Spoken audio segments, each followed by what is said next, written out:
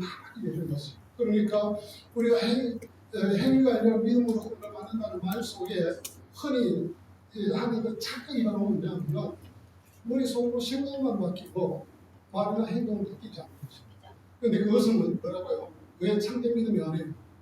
그것은 거짓된 믿음이고 잘못된 믿음입니다. 그런데 이런 믿음을 가르쳐서 야고보서에서 뭐라고 그랬는지 아세요? 야고보서에서 그런 믿음은 잘못된 믿음이다. 그런데 이게 무슨 믿음이라고? 행위가 없는 믿음은 귀신적인 믿음. 귀신적인 믿음. 야고보서 볼까요? 히브리서 다음에 야고보서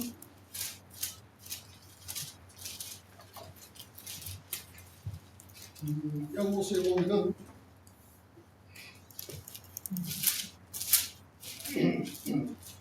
19절 같이 한번 읽어볼까요? 같이 시작. 내가 하나님은 한 분이신 줄을 믿느냐? 사람은보다 귀신들도 믿고 떠느니라. 자기의 귀신적인 믿음의 특징이 되는 겁니다. 교리적인 지식은 가지고 있지만 진정한 의미에서 하나님을 주로 모시지 않고 살아가는 그 믿음, 그런 믿음은 귀신적인 믿음입니다. 그러니까 예수께서 오셔서 귀신을 쫓아낼 때, 내려갈 때 귀신들이 뭐라고 그랬습니까? 하나님을 참 아들이라고. 믿었죠? 네. 그런 훌륭한 믿음을 가지고 있어요. 귀신들이. 네.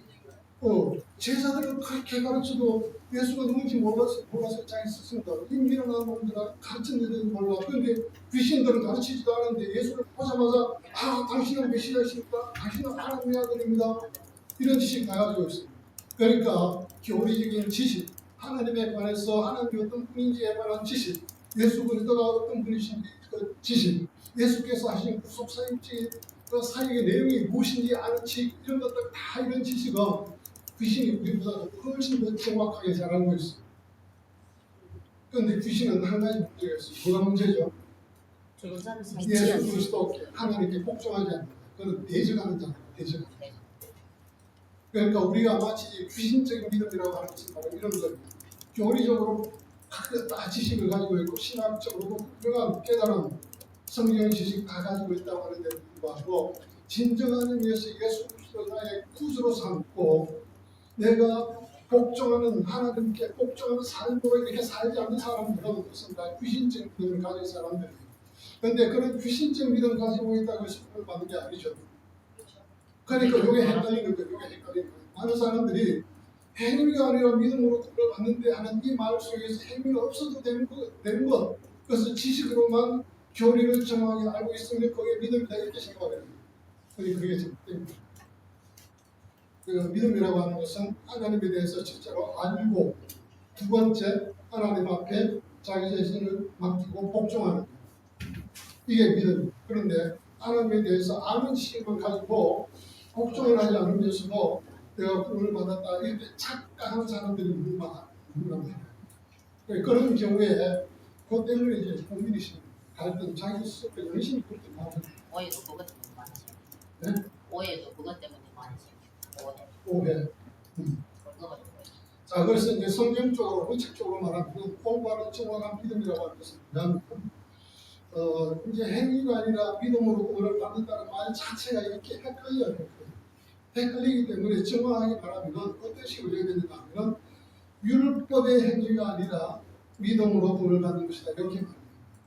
그런데 여기서 율법의 행위가 할 때는 무엇을 가르쳐서 말하느냐 하면 할례 받는 것, 그 다음에 제사 종류 제사 드리는 것, 그 다음에 정결의식 행하는 것, 유대인들이 하였던 그 민족주의 정체성들에 대한 법이 있죠. 그걸 말하는 거예요. 그러니까 여기서 그런 것들은 안 해도 이제 필요 없어요. 왜냐하면 예수 그리스도 안에서 성취된 것이다. 모형에 속한 것들은 더 이상 끝났고 예수께서 오심으로 모형에 속한 것들은 다 참된 것으로 성취되었다.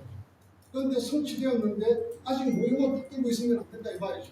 그래서 율법의 행위로 구원을 받는 것이 아니라 믿음으로 구원을 받는 것이다. 이게 원래 바울이 말하는 정확한 표현입니다. 그런데 나중에 신학자들이 율법을 빼버리고 그냥 행위만 봐요. 행위가 아니라 믿음으로 구원을 받는다 이렇게 말하니까 듣는 사람들은 우리가 무슨 생각을 하느냐 하면 행위라는 말 속에 하나님의 뜻에 순종하는 경건한 행위 이걸 생각합니다. 그러니까 그런 거 없어도 믿음으로 산다 이렇게 주장하는 그런 이제 뜻으로 되어버리다 보니까 무슨 말이 되느냐 하면 그러면은 하나님의 뜻에 순종하는 행위는 필요 없고 믿음으로 받는다 그러면 결코 믿음은 머릿속에 들어있는 어떤 교리적인 깨달음밖에 안 돼요. 그게 참된 믿음이 아니에요. 참된 믿음이라고 하는 것은 하나님에 대한 올바른 깨달음, 그다음에 두 번째 그 깨달음의 근거 하나님의 뜻에 대한 복종, 이 두 개가 합해야 그게 진정한 의미에서 믿음으로 구원을 받는다 할 때 바로 그 믿음입니다. 그래서 행위가 아니라 믿음으로 구원을 받는다라는 이런 표현 신학적 슬로건을 저는 이거 좀 바꿔야 되는 것입니다. 어떤 식으로 바꿔야 되느냐 하면 율법의 행위가 아니라 믿음으로 구원을 받는 것이다. 그리고 덧붙여서 우연 설명, 율법의 행위라고 하는 것은 율법의 행위가 여러 가지가 있죠. 율법에도 하나님의 뜻을 행하는 그런 율법이 있잖아요. 네? 우상 숭배하지 말고 내 부모를 동경하고 다 이런 믿음의 표현으로서 그런 윤리적이고 도덕적인 그런 계명도 있고, 그런데 그걸 가리켜서 지금 여기서 율법의 행위라고 말하는 게 아니에요. 율법의 행위가 아니고 믿음으로 받는다 할 때 율법의 행위는 무엇을 가리켜서 할례라든지 유대인들의 어떤 민족적 정치성을 드러내는 거예요. 정결을 시키고 또 동물 제사 드리고 안식일 지키고 하는 이런 것들. 그런 게 아니라 믿음으로 구원을 받는다라고 했을 때 이 믿음이라고 하는 것은 결국은 뭡니까? 이 믿음 속에 믿음의 근원은 그의 삶의 행위가 포함되는 것이라고 합니다. 그러니까 한 번 구원을 이용하는 구원이라고 할 때 그 말이 옳다라고 말할 때는 조건이거든요. 내가 말하는 믿음이 참된 믿음을 가지고 말했을 때는 그게 옳게 됩니다. 그런데 잘못된 귀신적 믿음을 가지고 그렇게 생각하는 사람들이 있어요. 그때는 그건 틀린 지수입니다. 그래 예수님께서 재물이 많은 청년을 보고 다 자기는 다 지켰는데 가서 네 재산 팔고 뭐 그렇게 모았잖아요. 그리고 그 사람이 구원에 대한 그런 확신이 그러니까 그것은 이제 부자 청년은 뭐냐 율법적으로 생각합니다. 율법적인 구원을 생각합니다. 내가 율법적인 어떤 행위를 잘하면 구원을 받을 수 있다고 생각합니다. 물론 그런 율법적 행위에서 부자 청년이 말했던 율법적 행위는 할례만 가지고 생각했던 건 아니에요. 모든 율법의 행위, 그러니까 공모, 공경은 이런 것까지 다. 그런데 그 율법적 행위를 그렇게 율법을 지키는 것이 구약의 옛 언약 아래에서 그것이 가능했습니까? 가능하지 않았습니까? 그때는 가능했죠. 율법 지키면서 당신은 자기네들 돈 받았다고 생각했죠. 그거는 형식적으로 그냥 예. 무역적으로 가능한 거예요. 예, 신령에 가능하겠죠. 의해서 가능하지 못했어요. 못했어요. 왜냐하면 완벽한 양심 이야기까지 예. 정결하게 되지 않았다고 그랬잖아요. 그러니까 보세요. 구약에도 물론 우리가 율법적으로 그 경건한 생각을 하고 우리가 할 수 있어요. 할 수 있는데 그것은 어디까지나 한계가 있어요. 죄 아래 있는 인간으로서 그 한계를 벗어나지 못한 상태에서 그렇게 하는 거예요. 그러니까 보세요. 여러분들 북한에 있다고 하더라도 이 남한에서 살아가는 사람들의 생각을 조금 넓고 그걸 동경하고 할 수도 있잖아요. 그렇다고 해서 그게 자유를 얻은 게 아니죠. 그러니까 옛 언약의 백성들이 율법을 지킬 수는 있었어요. 그런데 그 율법을 지키는 것은 매우 제한적인 것이고 한계가 있는 것이었고 하나님께서 보시기에 완전한 수준으로 도달할 수 없는 것이었던 거죠. 그런데 하나님께서 보실 때 그 완전한 수준의 믿음의 순종을 결국에 수준의 피로 정결함을 받은 자가 할 수 있는 거예요. 예를 들면 이런 겁니다. 사도행전에 보니까 스데반이 자기한테 돌로 쳐 죽이는 자들에 대해서 죽으면서 기도했죠. 네. 주여 저주를 그런데 그게 원래 그 구약의 백성들에게는 그게 불가능한 거예요. 한 번씩 구약의 백성들도 나와서 알고 있을 수는 있어요. 있지만 기본적으로 보편적으로 말할 때 그게 불가능해요. 그 구약의 백성들의 기본적인 생각은 자기의 원수들을 복음서에 보면 내 원수를 미워하고 내 이웃을 사랑하고 내 원수를 미워하겠다는 것은 너희가 들었지 예수께서 말했죠. 구약의 백성 속에는 뭐냐면 딱 기본적으로 이게 있어요. 원수는 미워하고 죽이고 저주하고 또 우리 이웃을 사랑해야 돼 이게 있어요. 그런데 예수께서 뭐냐면 내 원수를 미워하라고 하는데 너희는 그렇게 배워보고 그렇게 지금 살고 있는데 원수를 위해서 기도하고 축복하는 이렇게 말하고 있는 거죠. 그러니까 물론 구약의 백성들이 율법 지킬 수는 있어요. 그런데 그 지킬 수 있는 그 수준은 뭐냐? 죄 안에 있는 인간이 가지고 있는 어느 정도의 그 휴머니즘적 그리고 인간성 이런 가운데서 지킬 수 있는 한계밖에 되지 않습니다. 다시 말하면 예수 믿지 않는 사람들 전제, 예수 믿지 않는 사람들은 소원을 행할 수 있어요, 없어요? 없죠. 있어요. 할 수는 있어요. 있죠. 있어요. 있죠. 그 수준을 말하는 거예요, 그 수준. 예수 믿지 않는 사람도 어떤 사람 보면 예수 믿는 사람보다 훨씬 더 정직하고 의로운 사람들이 있어요. 있어. 그런데 그럼에도 불구하고 그런 행위가 자기를 구원할 수는 없다는 거죠. 예. 왜냐하면 우리 그래봤자 그것은 여전히 나는 죄 안에 속한 사람입니다. 중요한 것은 뭐냐면 내가 거듭나서 하나님의 백성으로 거듭나는 새로운 피조물이 되는 것이 되어야 된다는 거죠. 그러니까 복음의 기본은 이겁니다. 복음을 여러분들이 복음에서 자꾸 하나님의 뜻대로 행하는 자가 잘해야 천국에 들어갈 것이다. 그러니까 행위를 강조하는 것 같죠. 율법식의 행위를 강조하는 것 같죠. 행위를 강조하는 게 아니라 네가 어떤 존재인지 확인해보라 그런 말이에요. 그러니까 이런 말이 있죠. 열매로 알리라 하는 그런 표현이 있죠. 열매로 알리라는 표현을 대부분의 그 사람들이 학자들이 또 어떻게 가르치느냐 하면 열매는 행위잖아요. 행위가 있어야 복을 받는다 이런 식으로 말해요. 그러면 그것은 뭐냐면 복음을 또다시 율법으로 만들어버립니다. 열매로 알리라라고 하는 말 속에 이 말의 뜻은 뭐냐면 열매를 통해서 네가 어떤 나무인지 확인해보라 그런 말이에요. 그러니까 이것은 행위에 대한 강조가 아니라 네가 어떤 존재인지에 대한 그 지적이란 말이에요. 그러니까 열매로 알리라 그 말은 네가 참 감람나무냐 돌 감람나무냐 그거 한번 확인해보라 그 말이에요. 그리고 무슨 질문입니까? 행위론적인 질문이 아니고 존재론적인 질문. 존재론적인 질문. 거듭났느냐? 예수 그리스도의 제 시선을 받고 거듭난 하나님께서 되었느냐 되었느냐 지금 그걸 질문하는 거예요. 그런데 그걸 자꾸 행위론적으로 접근하면은 결국은 율법으로 가버립니다. 복음을 율법화 시켜버리는 그런 실수. 그것을 지금 우리가 많이 하고 있어요. 그러니까 복음은 결국 뭐냐? 예수 그리스도께서 와서 천국 복음을 전할 때 세례요한도 마찬가지지만 제일 먼저 무슨 복음을 전했죠? 회개하라 천국에 회개하라 그랬어요. 그런데 그 회개하라는 누구한테 그랬어요? 바리새 유대인들. 그 유대인들은 나름대로 열심히 하나님 쓰인다고 열심히 한 이방인들에게 비해서는 이해가 되는데 유대인들한테 회개하라. 근데 그렇게 말했어요. 그 말이 뭐냐면 아무리 구약적인 상황에서 율법적인 가운데서 율법을 열심히 지킨다고 사랑했던 바리새인들도 예수께서 보실 때는 그의 진정한 의미에서 참된 율법 지키는 행위가 아니라는 거죠. 그러니까 구약에서 우리가 율법을 지킬 수는 있지만 그것이 하나님께서 보실 때에도 완전한 행위가 될 수 없다는 거예요. 그래서 뭐라고 그랬습니까? 회개하라. 먼저 회개하라. 그 다음에 회개하고 뭐 하라고? 회개하고 뭐 하라고? 회개하고 뭐 해야 돼요? 예수 그리스도 이름을 세례받아라 그랬잖아요. 회개하고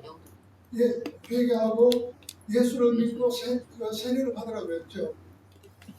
또 예수 그리스도를 믿고 세례 받는 게 그게 뭐죠? 새롭게 태어나는 거죠. 새롭게 태어나는 것이죠. 거듭나는 것이죠. 그게 우리 행위에 대한 강조입니까? 우리 존재에 대한 문제를 말하는 거죠. 존재, 새로운 존재, 거듭난 존재. 그러니까 복음의 핵심은 뭐냐면 복음은 우리에게 어떤 율법적인 행위를 하라, 율법적인 행위를 하라 그게 복음이 아니에요. 복음은 뭐냐면 예수 그리스도를 믿고 회개하고 제사함을 받고 세례를 받아서 거듭난 자가 되라. 이 거듭난 자가 되는 게 뭐죠? 예수 그리스도의 피로 우리의 양심이 정결하게 되어서 하나님의 뜻을 행할 수 있는 자로 바뀌는 것. 왜 거듭난 자? 그래서 바울은 이런 것을 뭐라고 그랬죠? 아까도 말했지만 새로운 피조물, 새로운 피조물이 되라. 그래서 복음의 핵심이라고 하는 것은 항상 존재에 대한 질문입니다. 우리 행위에 대한 질문입니다. 우리가 존재에 대한 질문이 확립이 되고 나면 이 행위에 대한 문제는 그냥 그거는 그대로 따라갑니다. 의로운 자가 악한 행위를 할 수가 없죠. 참 감람나무가 도 감람나무 열매를 맺을 수 없단 말이죠.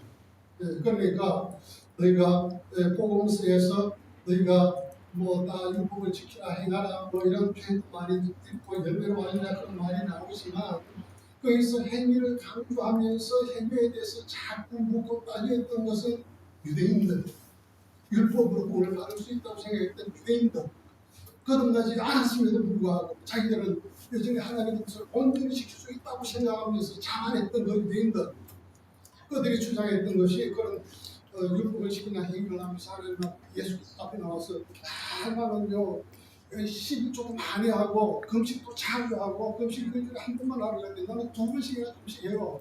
회개도 많이 해요. 이렇게 있잖아요. 이게 바로 뭡니까?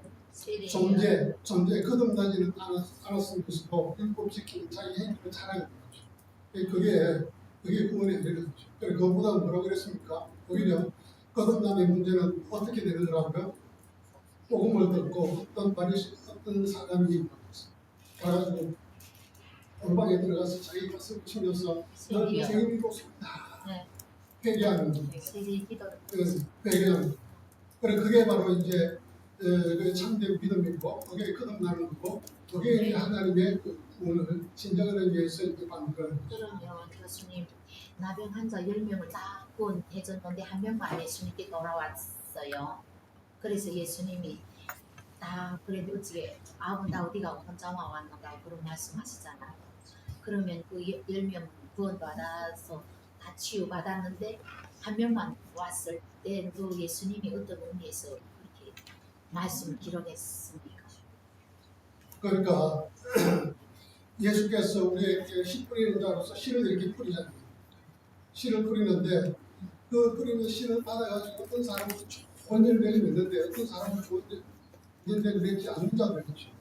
그래서 30배, 60배, 100배 열매를 맺는 사람도 있고 그렇지 못한 자도 있다. 그게 뭐냐면 하나님의 은혜를 똑같이 다 받아도 하나님의 은혜에 합당한 믿음으로 반응한 사람은 그렇게 많지 않더라 이거예요.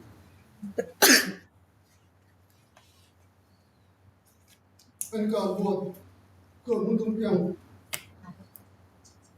끝나는 건 좋죠. 근데 그게 진정한 의미에서 그게 완전한 구원이 아니죠. 문둥병 나와봤자 몇 년 살다가 결국 죽었는데 육체적인 병치 그게 본질이 아니란 말이죠.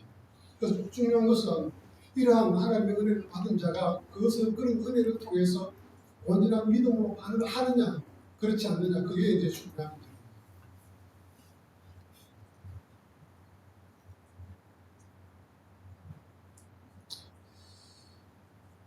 자, 그러면은 진도도 계속 나가보십시다. 이제 10장.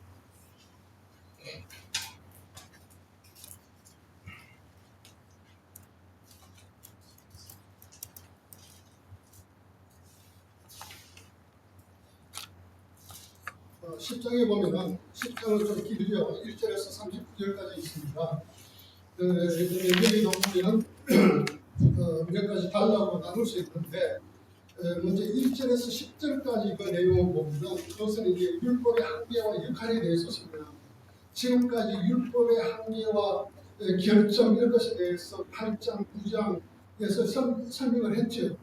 설명을 다 했는데 이제 종합적으로 정리해서 설명하는 것이 그 10장 1절에서 10절까지 있습니다. 거기 보면 율법의 한계와 역할 이것을 보고 있고 이것만 먼저 보십시다. 먼저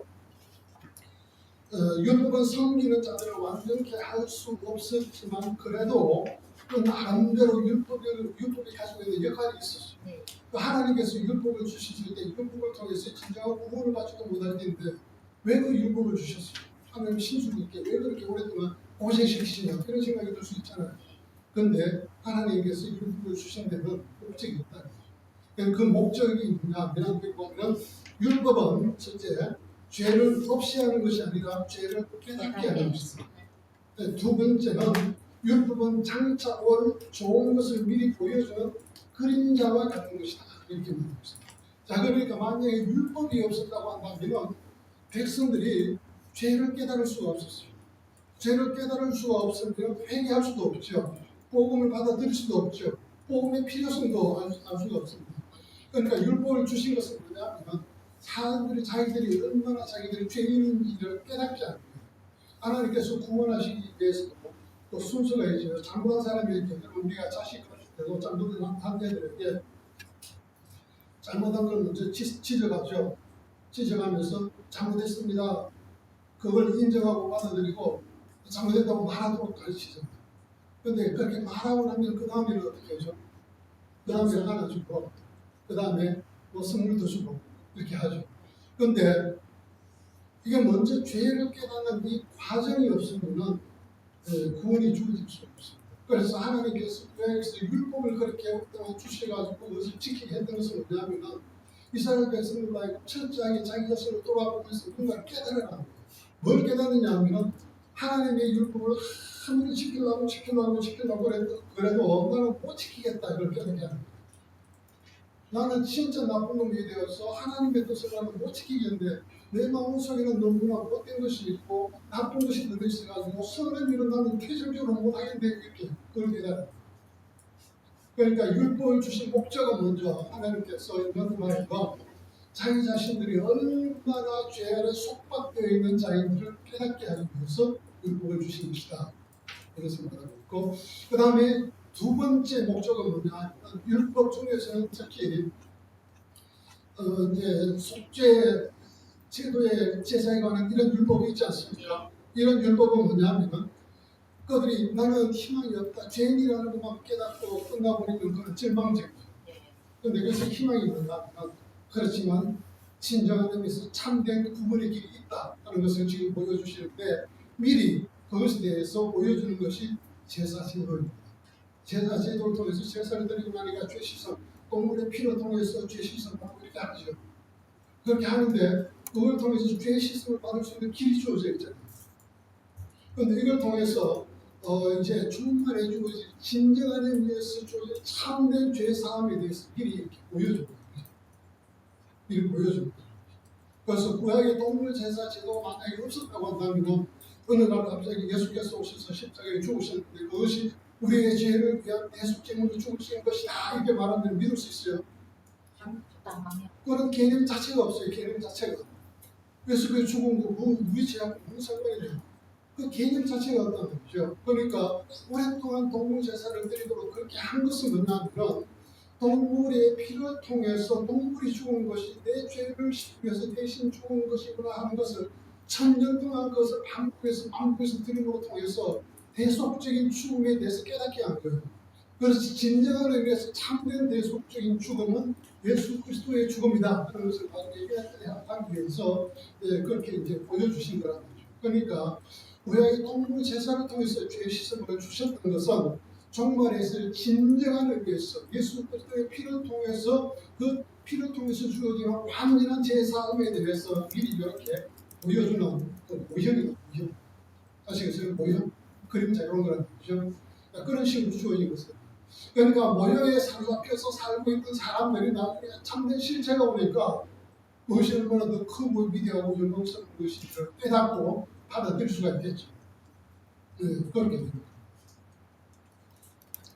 여러분, 아이들 장난감 보면 남자애들은 보통 자동차 같은 이런 거 좋아하죠.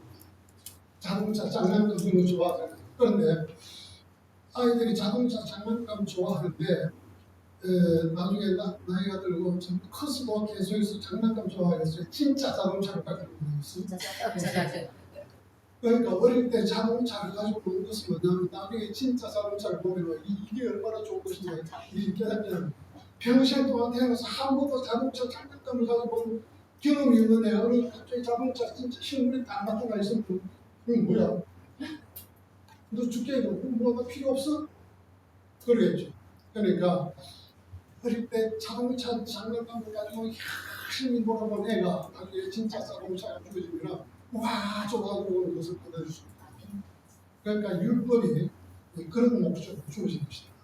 정말에서 참된 완전한 구원을 미리 예고하고 보여주는 모형과 흔적으로 주어진 것이다. 그렇습니다. 자, 먼저 1절에서 4절까지는 율법은 장차 올 좋은 일의 그림자다 하는 내용입니다. 1절 2절 한번 읽어볼까요? 율법은 장차 올 좋은 일이 그림자일 뿐이요 성행성의 일이 그러하다 얼굴이 가져서는 나올 자들을 언제나 할 수 없느니라. 예, 1절에 보면 율법은 장차 올 좋은 일의 그림자다. 그런데 여기서 장차 올 좋은 일이 뭐죠? 예수님이 오실 예수 그리스도를 통해서 주어진 죄. 예, 그게 장차 올 좋은 일이죠. 예. 그런데 율법은 지금 여기서 말하는 율법은 무슨 율법이냐면 속죄 제사에 관한 그 율법이죠. 그런데 그 율법은 그것에 대한 그림자로 주어진 것이다. 그림자. 그게 죄사함이 형식은 가지고 있어요. 그런데 죄사함이 진정한 의미에서 성취된 것은 아니라. 그래서 그것은 그림자의 참 형상이 아니므로 해마다 늘 드리는 같은 제물로는 섬기는 자들을 언제든지 온전히 할 수 없다. 그렇죠. 그래서 율법의 특징입니다. 그래서 율법은 모형과 그림자로 주어진 것이기 때문에 죄사함에 대한 모양은 가지고 있지만 죄사함에 대한 실질적인 그 능력을 가지고 있지 않더라. 그래서 이제 율법의 목적이 되고, 그 다음에 2절. 그렇지 아니하면 섬기는 자들이 단번에 정결하게 되어 다시 죄를 깨닫는 일이 없으리니 어찌 제사 드리는 일을 거치지 아니하였으리니. 이 말은 뭐냐면 여기서 그렇지 아니하면 이 말이 뭡니까? 이것은 그 앞에서 나오는 자들을 온전하게 할 수 없었다 하는 말에 대해서 연도에도 말하는 거죠. 온전하게 할 수 없었는데 만약에 그렇지 않았다면 하는 이 말은 율법의 제사가 온전하게 할 수 있었더라면 그런 뜻이 되는 거죠. 그렇죠? 그렇지 아니하면 이라는 말은 율법의 제사라고 하는 자들을 온전하게 할 수 있었더라면 그렇습니다. 그렇게 했더라면 성인은 단번에 정결하게 되어 다시 죄를 깨닫는 일이 없으리니 어찌 제사 드리는 일을 그치지 아니하였으며. 그래서 율법의 제사가 백성들을 완전하게 할 수 있었다면 제사 드리는 일을 더 이상 할 필요가 없었을 것이다 이 뜻이죠. 그런데 율법에 따라서 제사를 계속해서 반복해서 드렸던 것은 그게 뭐죠? 그것은 동물 제사로는 우리 죄를 없이할 수 없었다 하는 것을 증명하는 겁니다. 3절. 그러나 이 제사들에는 해마다 죄를 기억하게 하는 것이 있나니 예. 성수와 염소의 피가 그이 죄를 없이 하지 못하리라. 예, 그러니까 그러니까 이제 그러나 이 제사 구약의 동물 제사죠. 동물의 제사는 뭘 하는 거라고요? 해마다 죄를 기억나게 하는 것이다. 그러니까 동물 제사를 드릴 때마다 이스라엘 백성들이 자기의 죄를 깨닫게 됩니다. 그런데 동물 제사를 드리는 일이 전혀 없었더라면 그들은 한 번도 자기 죄를 깨닫지 못했겠죠. 죄를 죄로 생각지 못했던 거죠.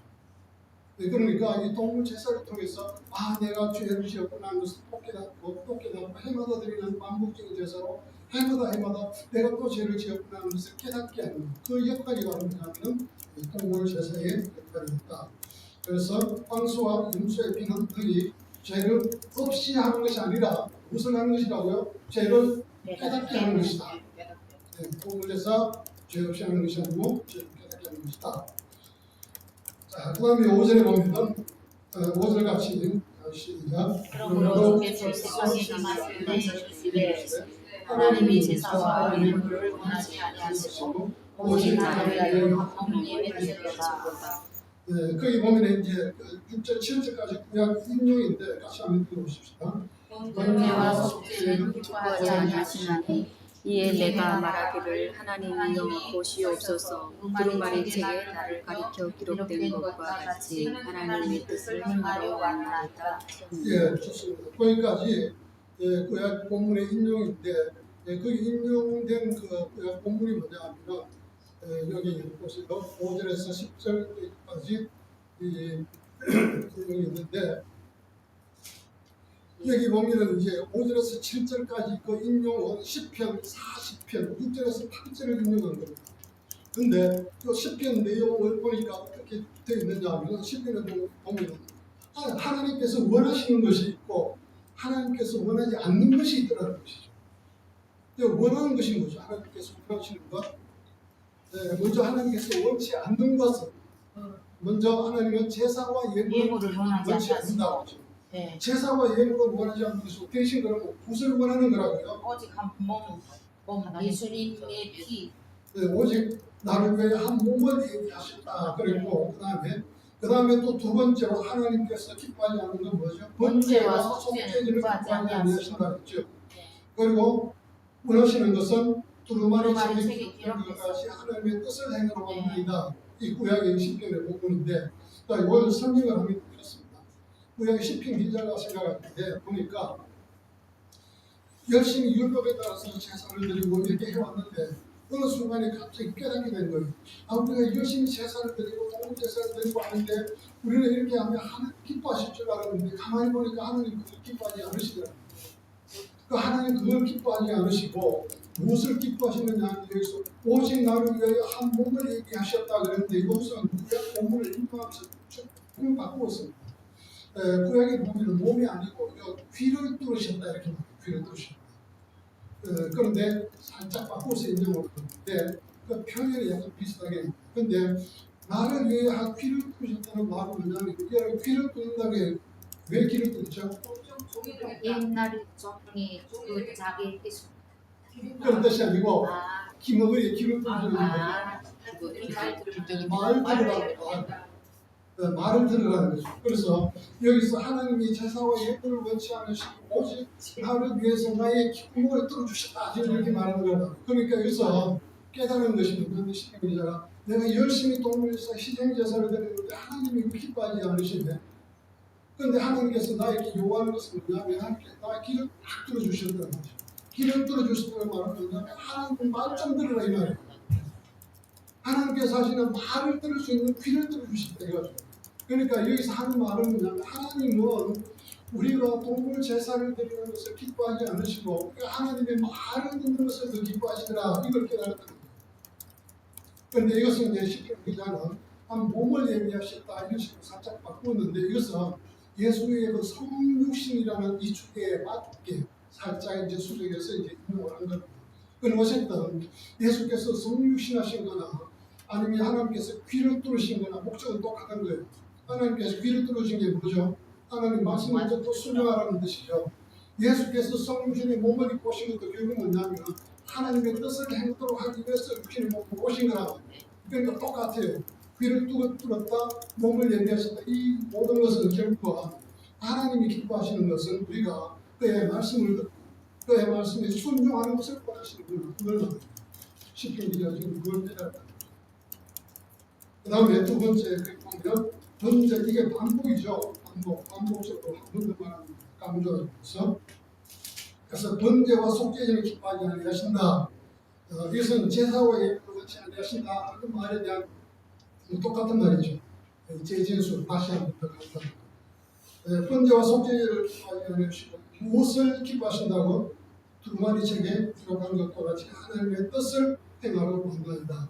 그러니까 귀를 뚫어서 하나님의 말씀을 듣게 하고 그 들은 말씀에 따라서 순종하는 것, 하나님의 뜻을 행하도록 하는 것. 이것을 위해서 이제 이것은 왔나이다, 내가 왔나이다. 이거 예수 그리스도의 성육신의 주제로 합니다. 그러니까 원래는 이렇습니다.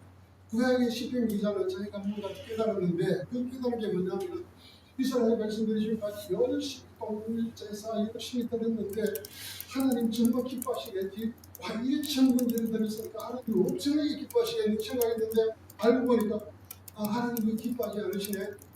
하나님 뭘 좋아하세요? 들어보니까 하나님은 야 너 이리 와 귀 좀 듣자. 그리고 귀를 들어주더라는 거죠. 그러고는 귀를 들어주니까 내 말 좀 잘 들어, 잘 깨달아. 그리고 내 말대로 해. 이걸 하나님이 원하시더라는 거죠. 근데 그렇게 하고 그 다음에 또 다시 이제 그 하는 말이 뭐냐면은 하나님이 번제와 속죄제를 기뻐하지 아니하시고 나에게 귀를 들어 주셨다는 것은 결국 나로 하여금 뭘 하도록 하신 것이라 하나님의 뜻을 행하려고 하시는구나. 그게 바로 여기서 두루마리 책에 기록한 것 같이 하나님의 뜻을 행하려고 한다. 그러니까 이렇게 구약의 시편 기자가 이렇게 말했던 이 내용을 진정을 위해서 성취하는 분이 누구냐면은 예수 그리스도. 그러니까 구약의 그 말씀을 이것을 지금 예수 그리스도의 입장에서 다시 지금 마치 예수께서 지금 하신 말씀이죠. 예수께서 언제 성육신 하시면서 하신 말씀이죠. 예수께서 이제 이렇게 말하는 겁니다. 하나님이 제사와 예물을 원하지 아니하시고 하나님이 정말 기뻐하는 일을 하도록 하기 위해서 나에게 육신의 몸을 입고 세상으로 가도록 하시구나.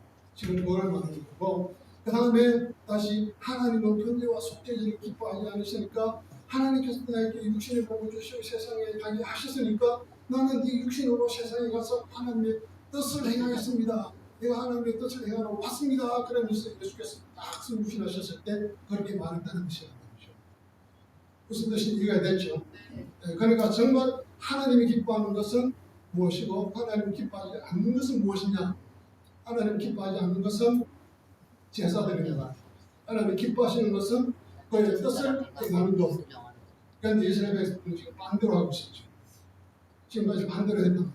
동물 제사를 그렇게 열심히 드렸는데 하나님의 뜻을 행하지 못합니다. 그러니까 아까 엘리 제사장은 이야기했지만 엘리 제사장은 제사드리는 행위를 열심히 했죠. 번제와 속죄제 열심히 드렸잖아. 그런데 하나님이 그래도 싫어했다. 딱 그거예요. 열심히 그들을 제사를 드리면서 하나님 기뻐하시겠지 열심히 제사를 드렸는데 하나님의 말도 듣지도 않고 하나님 뜻을 행하지도 않으면서 제사는 열심히 드려. 그런데 자기들 스스로 와 하나님 기뻐하시겠다 생각하고 있는 거예요. 그런데 하나님은 얼마나 때리고 지금 차려 그러면서 내가 좋아하는 것은 아니야. 내 말을 듣고 내 뜻을 좀 해라. 지금 그렇게 말씀하십니다. 자, 그래서 여기서 10편 40편 40편 6절에서 8절을 예수께서 성육신하시면서 지금 하시는 말씀처럼 이런 식으로 이제 히브리서 저자가 해석하고 있습니다. 자, 이런 식의 해석이 뭐냐면 이것을 기독론적 해석이다 이렇게 말합니다. 기독론적 해석이라고 하는 것은 뭐냐면은 구약에 있는 어떤 본문이 종말에 오실 예수 그리스도의 그 오심에 관한 예언의 말씀이라고 생각하고 그렇게 해석하는 거예요. 그리스도 관점에서 해석하는 거예요. 그래서 기독론적 해석이다 그렇게 말하고 있습니다. 자, 그래서 하나님께서는 나를 위해 복음을 예비하셨다 말하는데 이것은 예수께서 자신의 성육신을 가리켜서 얘기하셨습니다. 그리고 성육신의 목적은 뭐죠? 목적은 하나님은 번제와 속죄제를 원하지 않으시고 하나님이 원하시는 것은 그의 뜻을 행하는 것이다. 자, 그럼 여기서도 보면 결국은 예수께서 오셔서 십자가에서 죽으시는 것은 번제와 속죄제를 드리신 거잖아요. 하나님 그거 기뻐하지 않으신다고 했는데 예수께서는 번제와 속죄제를 돌아가신 거잖아요. 그런데 여기서 예수께서 왜 이렇게 말하죠? 뭐냐면은 예수께서는 지금 오셔서 성육신으로 오셔서 십자가에 달려 죽으시고 이 모든 것이 제사드림을 위한 목적이라는 것보다 그것이 하나님의 뜻이니까 하나님의 뜻에 순종한 것이라는 거예요. 그러니까 이것도 제사드리라는 관점에서 보지 않고 예수께서 죽으신 것도 예수는 죽기까지 하나님의 뜻에 순종하셨다 이런 의미로 이제 설명합니다. 그러니까 그것이 행위는 무엇이든 결국 우리가 하나님의 뜻에 순종하는 것이 그것이 중요한 것이다. 그래서 예수께서는 하나님께서는 보내신 그 목적에 따라서 십자가에 죽으셨는데 그것이 바로 하나님의 뜻을 행하신 것이다. 이렇게 얘기합니다. 그래서 예수의 그 죽으심의 신학적 의의를 설명할 때는 그것이 희생제물적인 죽음이었다 그랬지만 그러나 실질적으로 중요한 것은 뭐냐면 그것은 하나님의 뜻 행함이다. 이렇게.